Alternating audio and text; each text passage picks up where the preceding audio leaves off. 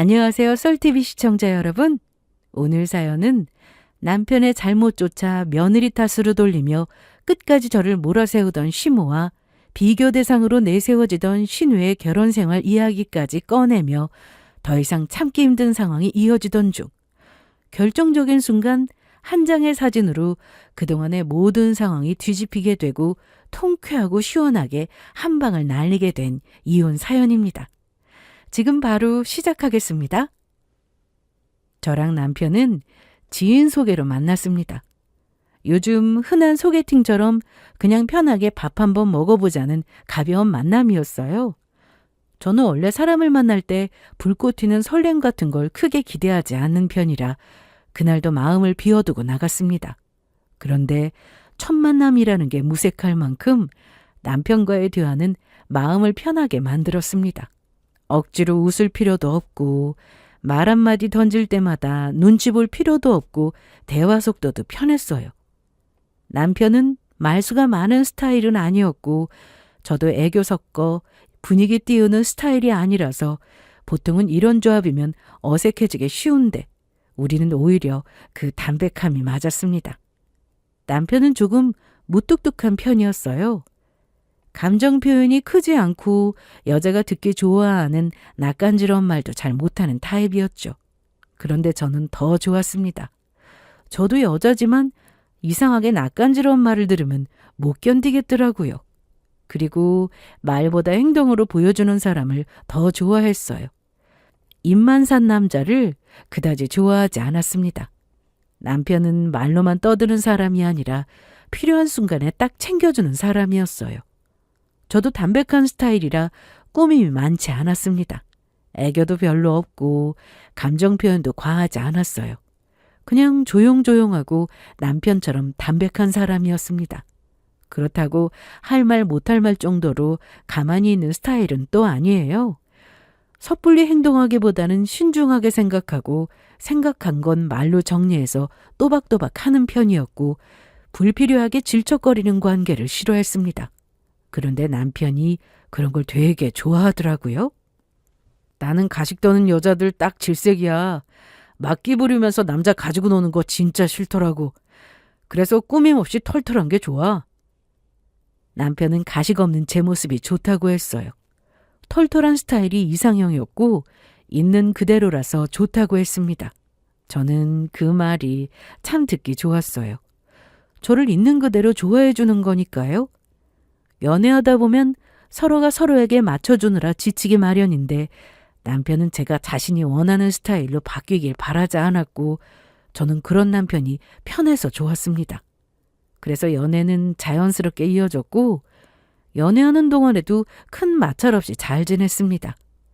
이게 천생연분이라는 걸까라는 생각이 들 정도로 우리는 정말 하나부터 열까지 잘 맞았어요. 주변에서도 두 사람 너무 보기 좋다고 잘 어울린다는 말을 많이 들었고요.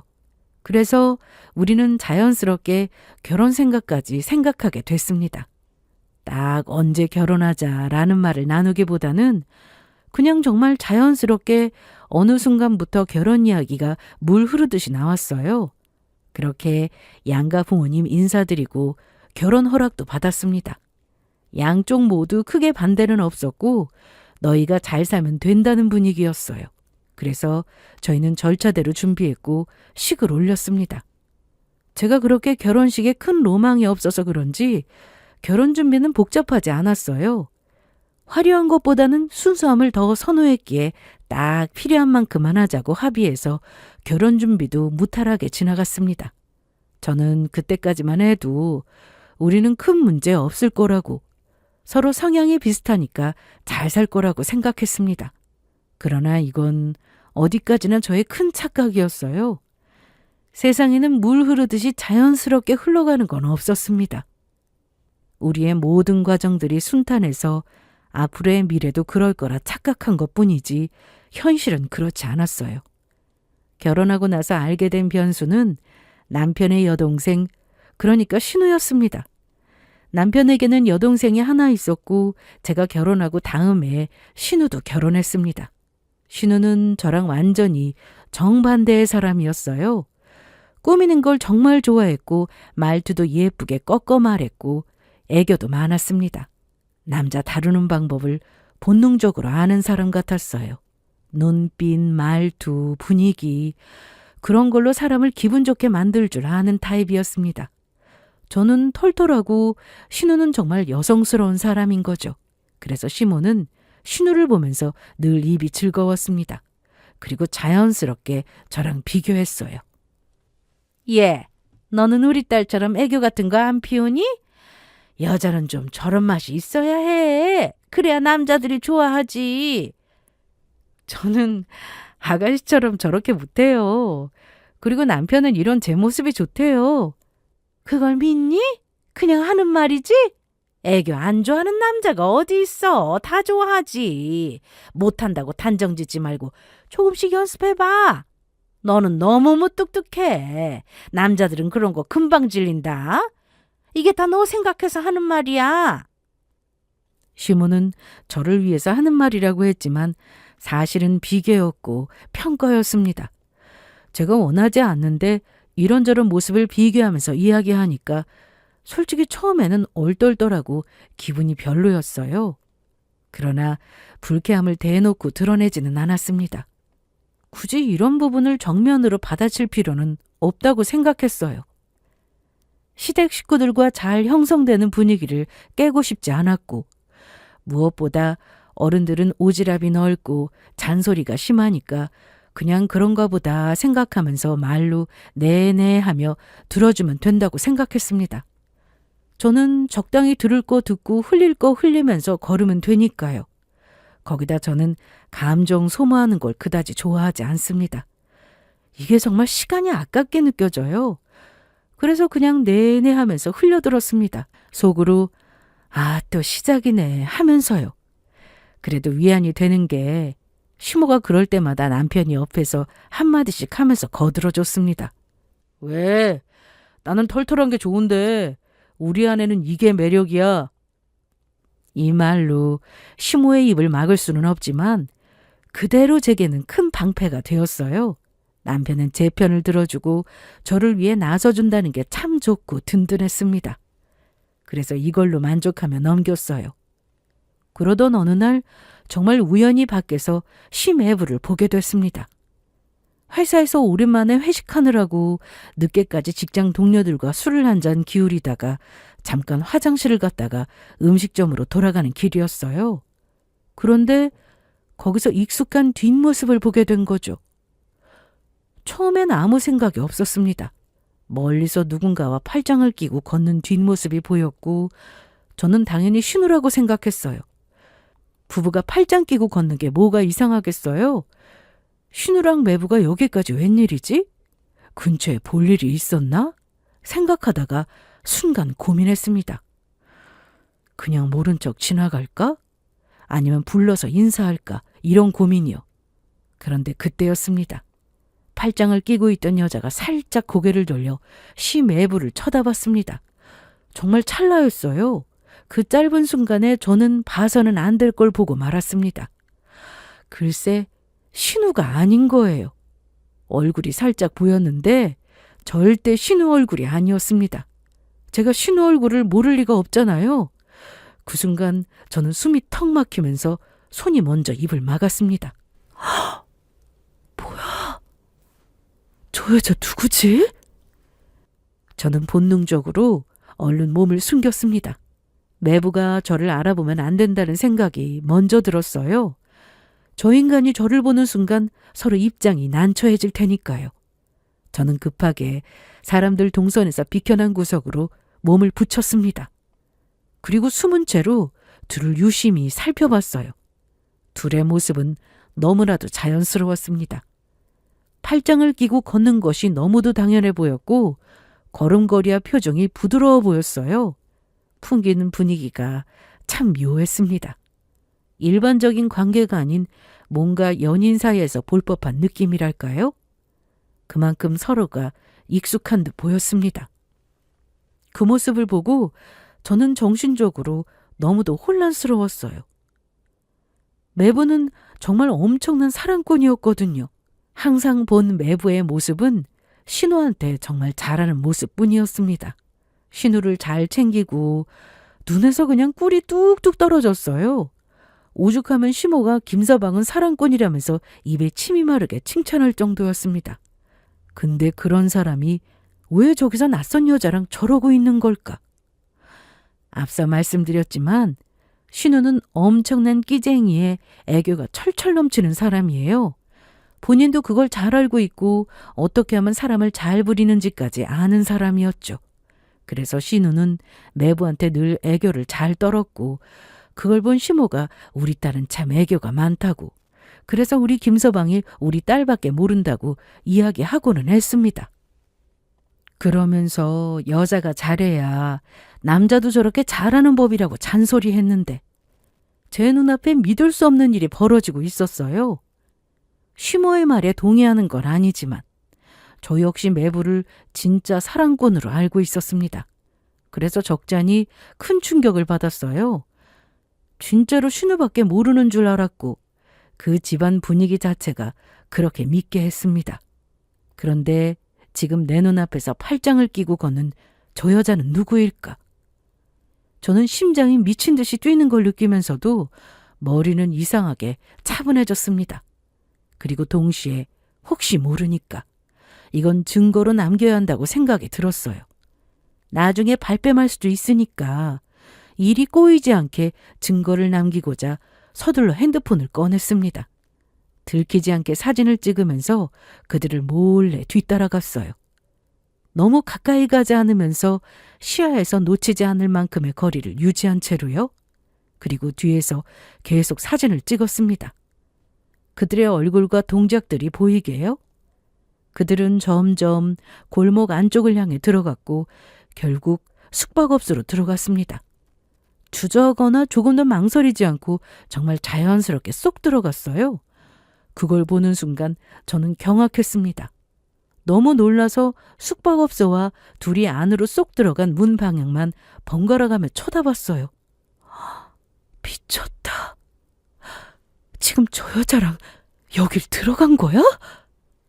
시댁에서 완벽한 사랑꾼 사위 취급받던 사람이 시모가 우리 사랑꾼 김서방이라며 떠받들던 그 사람이 밖에서는 이런 짓을 하고 있었다는 사실이 너무 충격적이었습니다. 저는 그 자리에 멍하니 서 있다가 겨우 정신을 붙잡고 집으로 돌아왔습니다.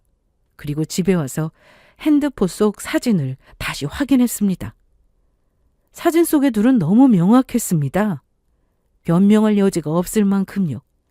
내가 혹시 착각한 건 아닐까. 다시 살펴봐도 전혀 그렇지 않았어요. 그래서 더 무서웠습니다. 이걸 어떻게 해야 할지 너무 막막했어요. 신우에게 말해야 하나, 아니면 그냥 가만히 있어야 하나. 모르면 몰라도 알아버린 이상 입 닫고 있는 게 너무 찝찝했습니다. 그렇다고 말하자니 괜히 신우네 가정사에 제가 끼어드는 것 같아서 겁이 났습니다.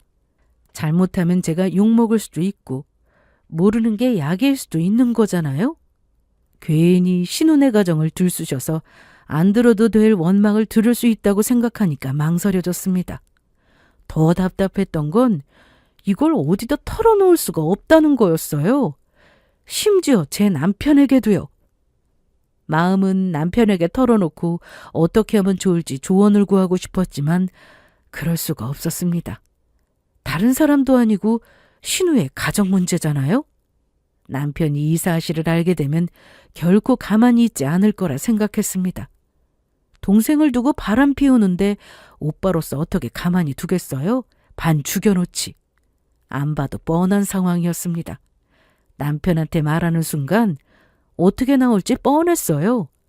그래서 저는 혼자 끙끙거리며 고민했습니다. 남편 몰래 사진을 열었다 닫았다 한숨을 쉬었다가 손으로 머리를 쓸어넘기며 초조한 듯 굴었죠. 그날 이후로 저는 며칠을 계속 고민했습니다. 사진을 지우지도 못하고 그렇다고 바로 꺼내 말하지도 못하고 핸드폰 앨범 깊숙한 곳에 숨겨놓고는 하루에도 몇 번씩 꺼내보고 다시 숨겼어요. 머리로는 괜히 나섰다가 나만 손해볼 수 있고 신혼의 부부 문제인데 제3자인 내가 끼어들면 안 된다고 생각했습니다. 하지만 마음은 또 다르게 움직이더라고요. 솔직히 저랑 신우는 그렇게 친하고 살가운 사이는 아니었습니다.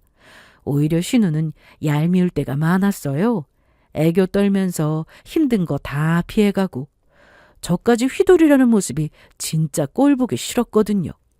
시모가 여자는 저래야 한다면서 신우를 띄우고 저를 내려칠 때면 더더욱이요. 그럼에도 불구하고 저는 결국 이렇게 생각하게 됐습니다. 같은 여자라면 이건 눈 감고 넘어가면 안 된다고요. 미우나 고우나 신우는 제 신우였습니다. 그리고 무엇보다 같은 여자로서 신우가 너무 불쌍했어요. 아무것도 모르고 매부한테 잘할 거잖아요.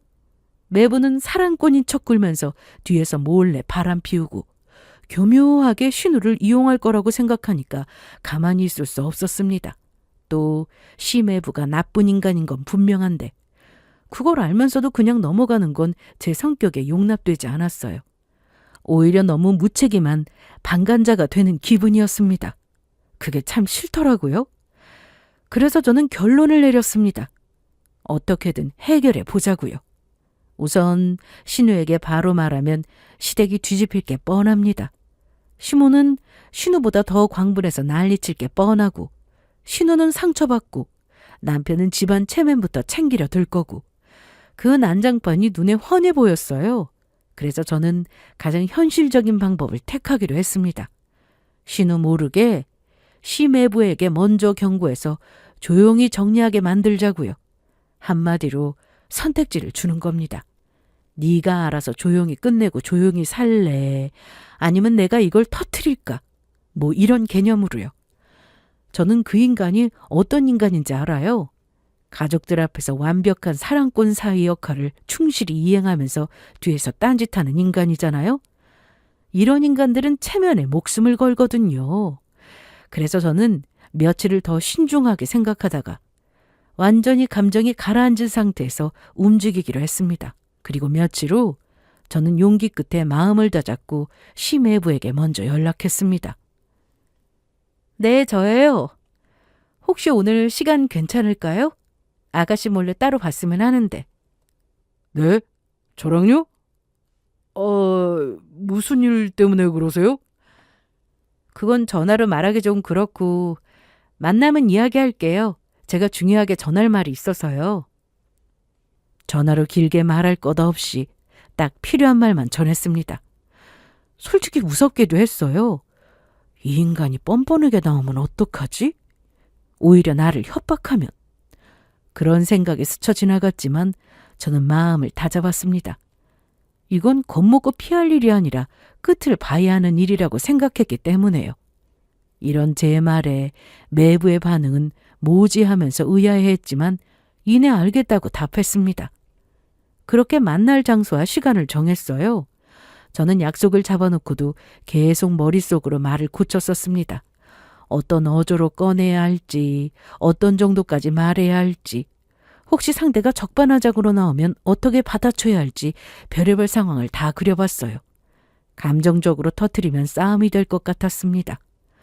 어쨌거나 제게 들켰다는 사실이 매부에게는 조금 그럴 수 있으니까 조심스럽게 접근하는 게 좋을 것 같았어요.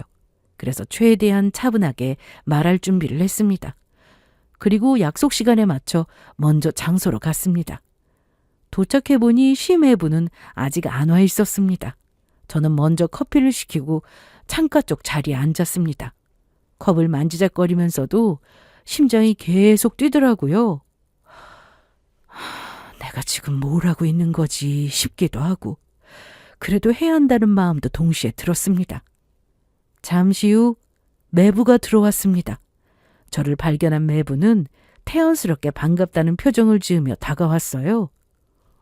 서두른다고 서둘렀는데 일찍 오셨네요. 많이 기다리셨어요? 아니에요. 저도 금방 왔어요. 늘 그렇듯 매너 있게 행동하는 매부. 전에는 이런 모습에 참 매너 있는 사람이라고 생각했는데 실상을 알고 보니 그만한 끼가 있어서 매너 있게 굴었다는 생각이 들었습니다. 어쨌거나 반갑게 인사하는 매부를 보며 저는 감정을 다 감추지 못하고 얼떨떨한 표정으로 대충 인사를 받았어요. 그렇게 마주보고 앉자 순간 공기가 묘하게 무거워졌습니다. 매부는 여전히 웃는 얼굴이었고 저는 그 웃음이 부담스러웠어요. 저는 말을 꺼내기 전에 제 호흡부터 가다듬고 잠시 뜸을 들이다가 조용히 입을 열었습니다. 갑자기 연락해서 보자고 해서 미안해요. 아니에요. 괜찮습니다. 그런데 무슨 일로 보자고 하신 건지. 매부는 저를 보며 보자고 한 이유에 관해서 궁금한 표정을 지었습니다. 저는 그 표정을 보고 다시 한번 마음을 정돈한 다음에 차분하게 말을 이어갔어요. 이렇게 보자고 하기까지 고민을 많이 했는데 가만히 있을 수가 없어서 보자고 한 거라고 했습니다. 매부는 그제야 웃음을 조금 걷고 제 얼굴을 유심히 쳐다봤어요. 저는 그때 매부를 똑바로 바라보며 말했습니다. 아가씨는 모르게 만나고 있는 여자 있죠? 그 순간 심해부 표정이 아주 잠깐 흔들렸습니다. 정말 찰나였는데 저는 놓치지 않았어요. 얼굴 근육이 딱 굳었다가 눈동자가 흔들리고 입꼬리가 어색하게 떨렸습니다. 그리고 바로 이어진 반응은 예상대로였습니다. 바로 부정하더군요. 네? 그게 무슨 소리세요? 여자는 무슨... 저한테 여자가 어디 있어요? 말투는 태어난 척했지만 눈은 전혀 태어나지 않았습니다. 저는 더 단호하게 말했어요. 다 알고 있다고. 그러니 사실대로 말해도 된다고요. 그때 매부는 마치 뒤통수를 맞은 사람처럼 표정이 굳더니 눈을 질끈 감았습니다. 딱 들켰다는 얼굴이었어요. 저는 그 타이밍을 놓치지 않으려고 했습니다. 바로 핸드폰을 꺼내서 제가 찍어둔 사진을 보여주면 더는 발뺌을 하지 못하고 이실직고할 거라고 생각했어요. 그래서 손을 가방 쪽으로 옮기며 핸드폰을 꺼내려는 순간 매부가 갑자기 정말 이상한 말을 꺼냈습니다.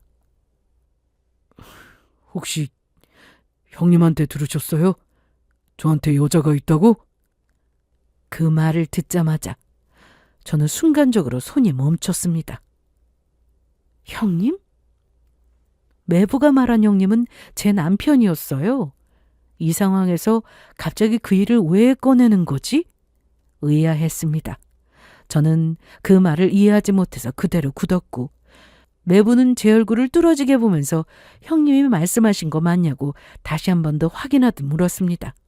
그 순간 제 머릿속에 경고등이 켜졌습니다. 매부가 던진 말이 단순한 말이 아니라 어쩌면 우리 집안을 송두리째 뒤집을 또 다른 비밀로 이어질 수 있다는 예감이 들었어요. 그이한테요? 아니에요. 그이한테 들은 게 형님이 아니면 제가 바람 피우는 걸 어떻게 아세요?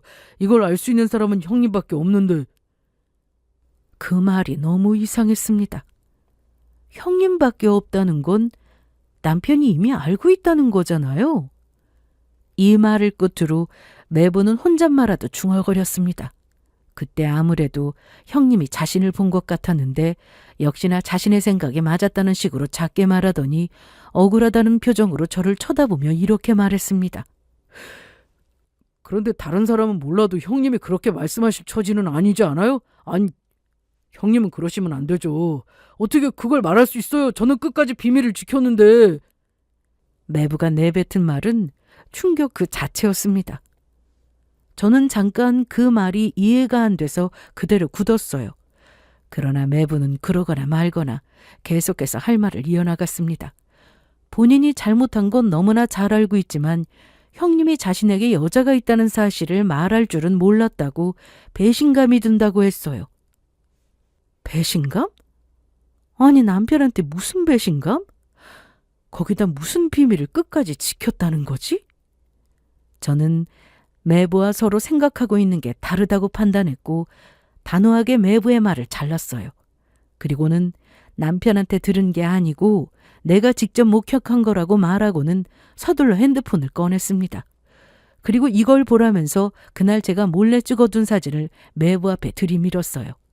팔짱 끼고 걷는 모습, 함께 있는 모습, 그리고 숙박업소로 들어가는 동선이 드러나는 사진들. 사진을 보는 순간 심해부 얼굴이 확 바뀌었습니다. 딱 봐도 아차 실수했다는 표정이었어요. 순간적으로 입이 먼저 튀어나온 걸 깨달은 표정이었죠. 그 뒤로 매부는 입을 다물고 급하게 제 눈치를 살피기 시작했습니다. 조금 전까지 뻔뻔하게 부정하던 사람이 사진 한 장의 분위기가 완전히 꺾였어요. 저는 그걸 놓치지 않았습니다. 저는 사진을 걷어들이며 매부를 똑바로 바라보면서 방금 한 말 무슨 뜻이냐고 물었습니다. 매부는 입을 때려다 말고 시선을 피했어요. 그게 무슨 뜻이냐니까요? 어서 말해봐요. 나는 목격한 그날 이후로 아무에게도 말 안 했어요. 남편한테도요. 근데 지금 말하는 거 들어보니까 남편은 이미 알고 있는 거네요? 거기다 두 사람 사이에 무슨 비밀이 있었던 거죠? 길게 쏟아내는 제 말에 매부의 표정은 더 굳어졌습니다. 이거 완전히 큰일 났다는 표정이었고 저는 직감했어요. 이건 단순히 매부 외도 하나로 끝나는 문제가 아니라는 것을요. 제가 계속 다그치자 심해부는 정말 난처한 표정을 지었습니다. 말해야 하나 말아야 하나. 눈동자가 이리저리 흔들리고 입술을 몇 번이나 달싹였어요. 방금 자기가 뱉은 말이 실수였다는 걸 본인도 아는 표정이었습니다. 심해부는 한참을 망설이다가 결국 입을 열었어요. 그리고 그 말이 제 머릿속을 완전히 뒤흔들었습니다. 매부 말로는 제가 매부의 불륜을 목격하기 훨씬 전 일이었습니다. 어느 날 호텔 로비에서 매부가 제 남편과 마주친 적이 있다는 겁니다. 그때 상황이 더 충격적이었어요. 매부는 불륜녀와 함께 룸에서 나오는 길이었고 제 남편은 누군가와 함께 룸을 잡으러 들어오는 것 같았대요. 매부는 그 말을 하면서도 얼굴이 굳어 있었습니다.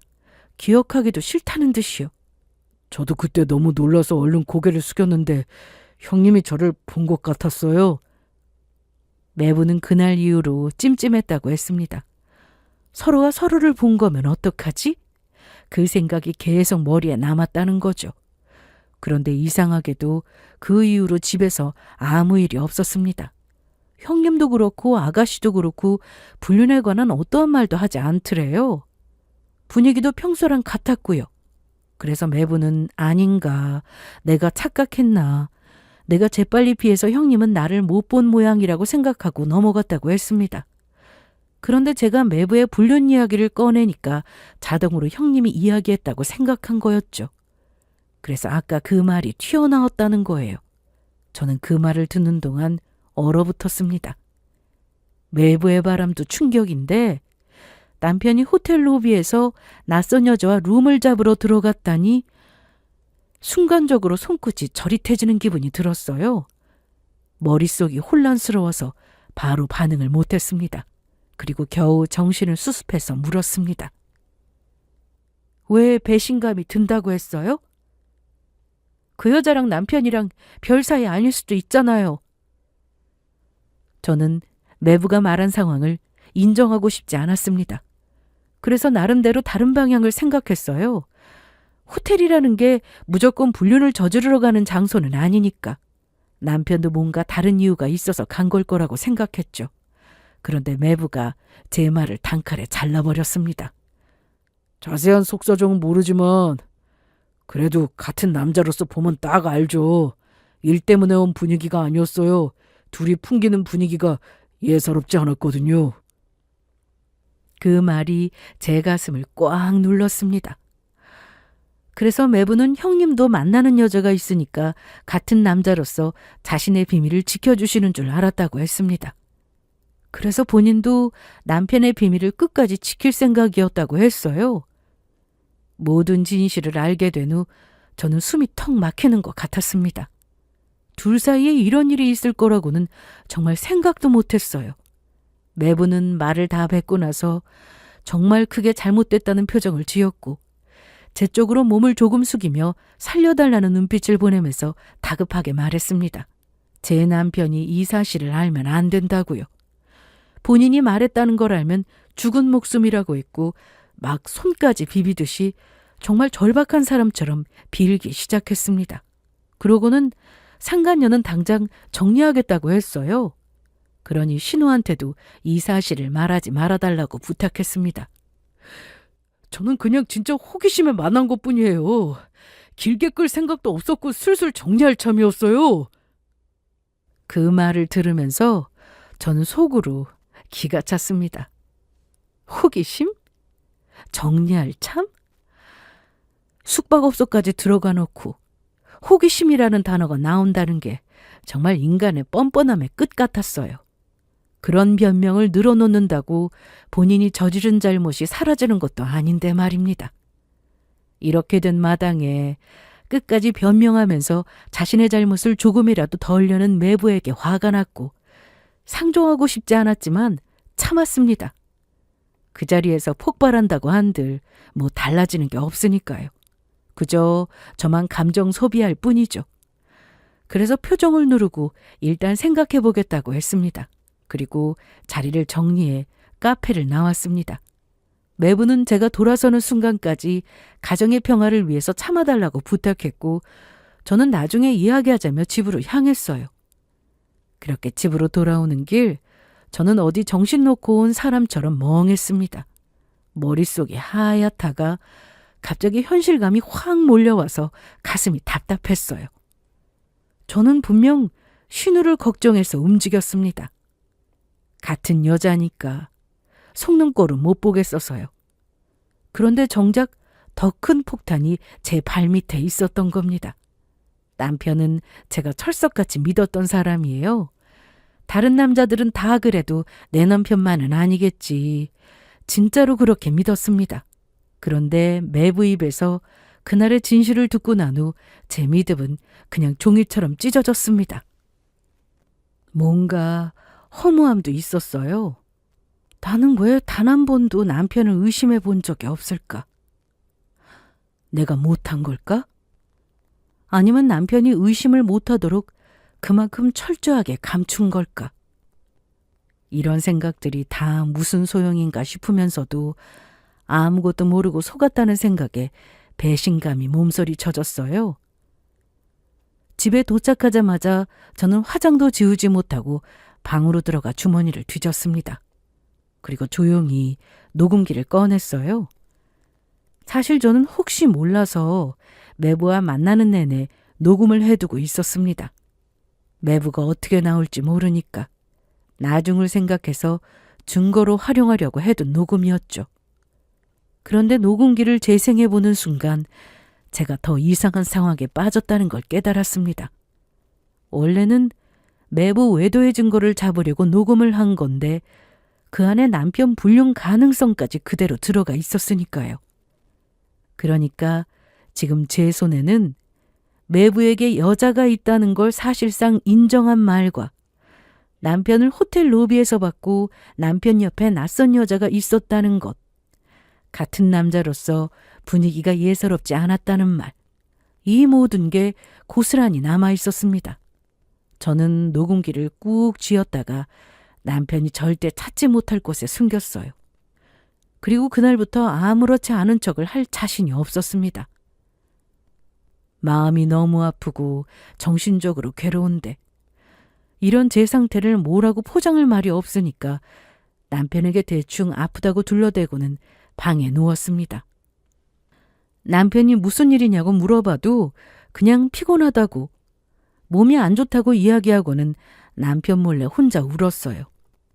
새벽에 혼자 화장실에 앉아서 울기도 하고 씻으면서 울기도 하고 또 소리내서 울면 들킬까봐 숨죽여 울기도 했어요.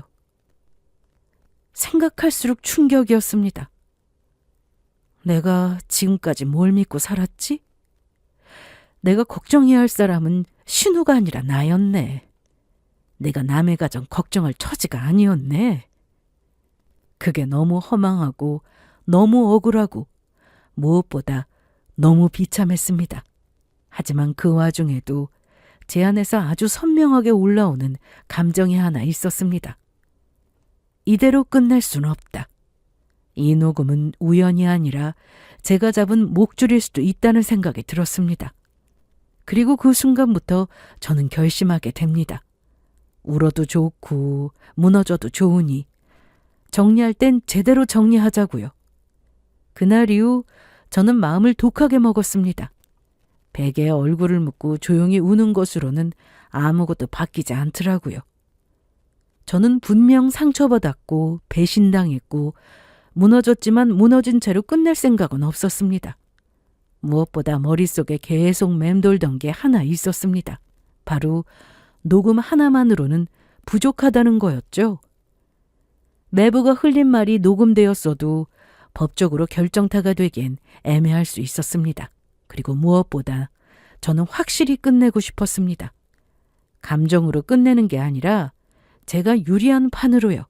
그래서 저는 조용히 움직이기 시작했습니다. 먼저 전문가에게 남편의 뒷조사를 의뢰했습니다. 저 혼자 뒤쫓아다니고 캐내는 건 한계가 있었거든요. 남편이 얼마나 교활한지 얼마나 익숙하게 거짓말하는지 이미 느꼈고 섣불리 움직였다가 들키면 끝이었습니다. 동시에 저는 남편 핸드폰도 계속 노렸습니다. 처음에는 눈치챌까봐 소심하게 시도하느라 실패도 많이 했어요. 하지만 사람은 방심하는 순간이 꼭 있더라고요.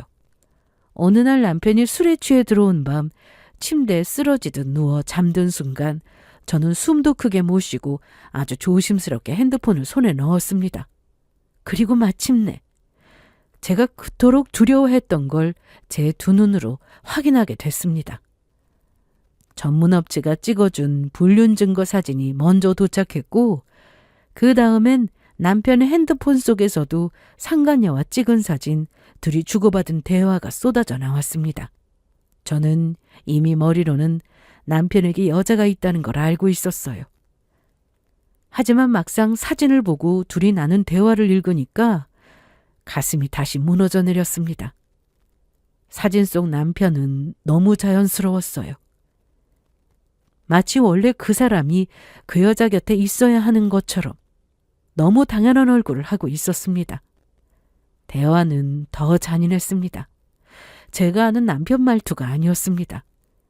집에서 저한테 하던 그 무뚝뚝하고 건조한 말투가 아니라 누군가를 달래고 웃기고 붙잡는 말투. 저는 그걸 보면서 손이 떨렸고 숨이 막혔고 눈물이 저절로 떨어졌습니다. 하지만 그 눈물을 닦고 나서 다시 마음을 독하게 먹었어요. 여기서 무너지면 안 된다고 수도 없이 생각하고 또 다짐했습니다.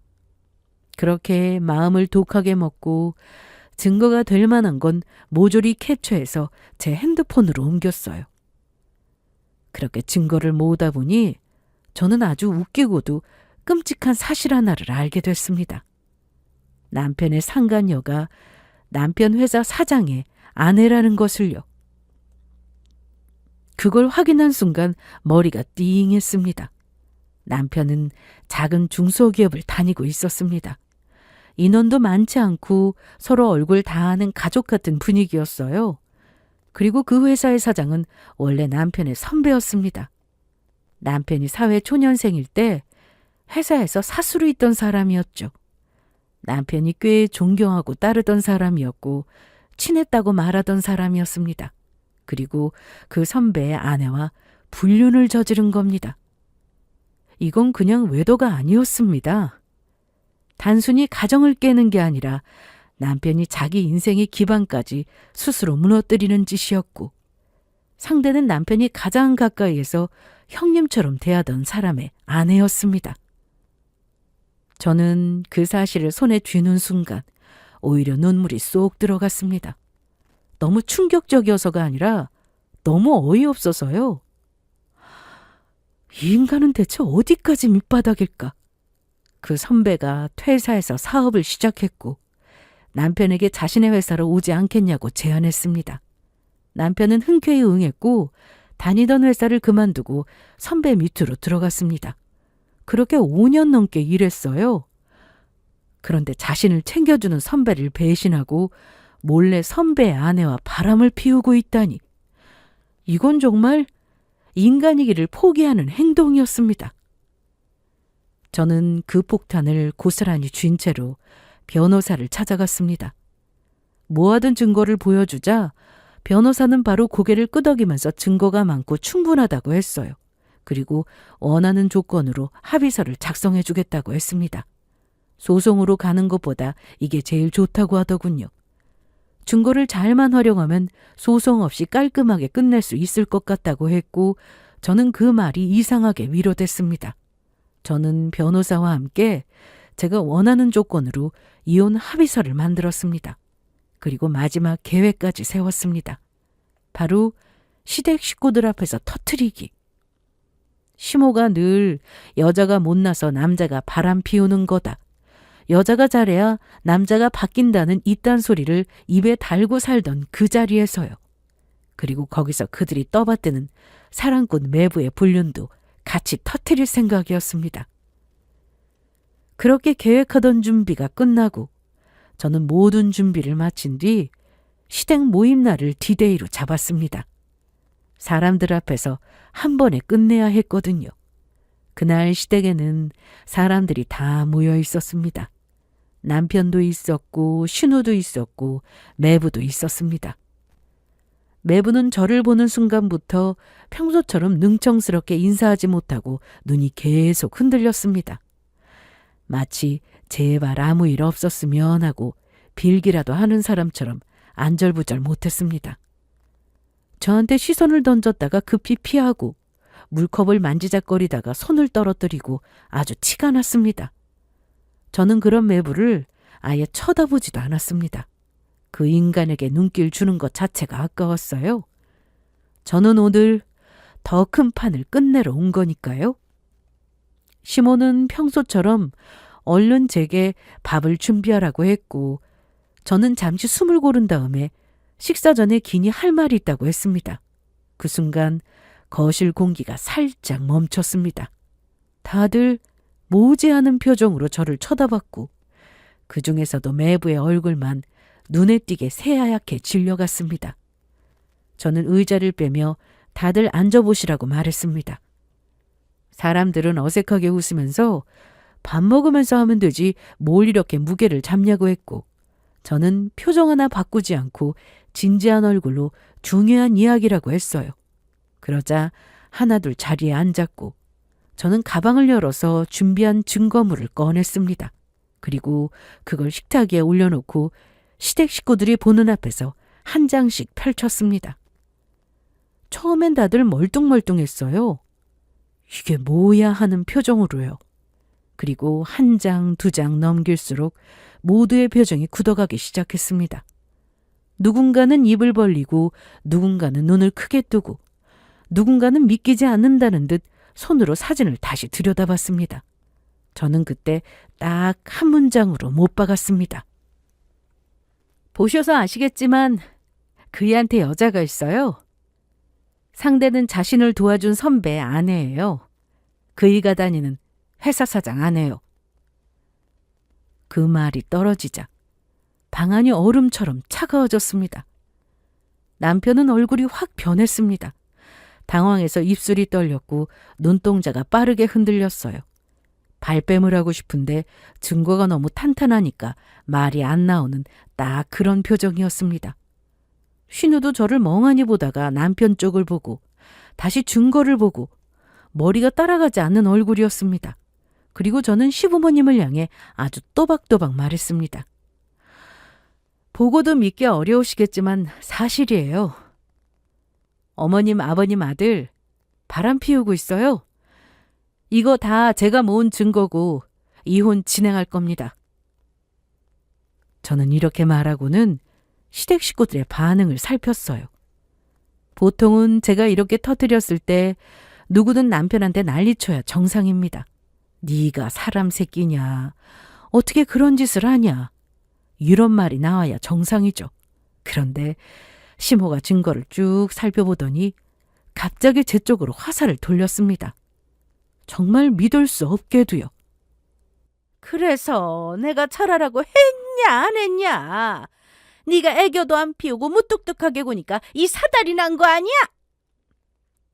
저는 그 순간 귀를 의심했습니다. 시모는 눈을 부라리며 말을 이어갔어요. 여자가 좀 여자다운 맛이 있어야 한다고 그렇게 말했는데 그걸 무시한 건 바로 저라고 하더니 마지막에 이 한마디까지 했습니다. 이건 우리 아들이 잘못했다고 볼 수 없어. 애초에 여자가 못나서 일어난 일이야. 그 말이 끝나자 저는 잠깐 멈췄습니다. 너무 어이가 없어서요. 남편은 바람을 피웠고 상대는 회사 사장 아내였고 증거가 이렇게 쌓여 있는데도 시모는 끝까지 여자가 못나서 남자가 바람 피운 거라 말하고 있었습니다. 그러면서 시모는 끝까지 제 탓을 했습니다. 증거를 눈앞에 펼쳐놨는데도 남편이 회사 사장 아내랑 바람을 피웠다는 게 명백한데도 시모는 고개도 안 숙이고 오히려 더 큰 소리를 쳤어요. 그러길래 네가 내 말 듣고 여자답게 굴었으면 이런 일이 없었잖아. 여자가 좀 살갑게 애교도 부리고 해야 남자가 한눈은 안 팔지. 그러고는 시모가 갑자기 손가락을 휙 돌려 심해부를 가리켰습니다. 우리 사위가 내 딸한테 얼마나 잘하는지 아냐고. 너도 봐서 잘 알지 않냐고. 남자는 여자하기 나름이라고. 우리 딸은 애교도 있고 사랑받을 줄 아니까 저렇게 잘 사는 거라고 했어요. 그 말이 끝나자 신우가 아주 얄미운 표정으로 맞장구를 쳤습니다. 그래요, 언니. 저처럼 애교도 부리고 좀 잘하지 그랬어요. 솔직히 저는 오빠 입장 이해해요. 제가 남자라도 한눈 팔겠어요. 그 말을 듣는 순간 저는 기가 막혀서 그냥 피식 웃음이 나왔습니다. 너무 어이가 없어서요. 저는 입꼬리를 한쪽만 살짝 올리고 시모를 바라봤습니다. 그리고 아주 또박또박 말했습니다. 여자가 못나서 바람을 피웠다고요? 그럼 아가씨도 더럽게 못났나 보네요? 순간 공기가 멎었습니다. 신우가 모하는 얼굴로 저를 노려봤고 시모도 눈을 부라렸습니다. 저는 그 눈빛을 피하지 않았습니다. 그리고 그 자리에서 제가 마지막으로 남겨뒀던 카드를 꺼냈습니다. 저는 가방에서 핸드폰을 꺼냈습니다. 그리고 사진 앨범을 열어 매부가 다른 여자와 팔짱을 끼고 다정하게 걷던 사진을 그대로 식탁 위에 탁 하고 보여줬습니다. 사람들이 사진을 보는 순간 입이 하나같이 벌어졌습니다.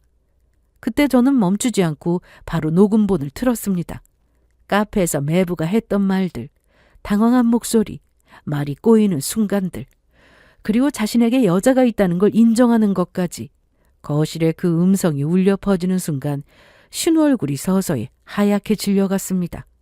그리고 저는 시모와 신우를 번갈아 보며 아주 냉정하게 말했습니다.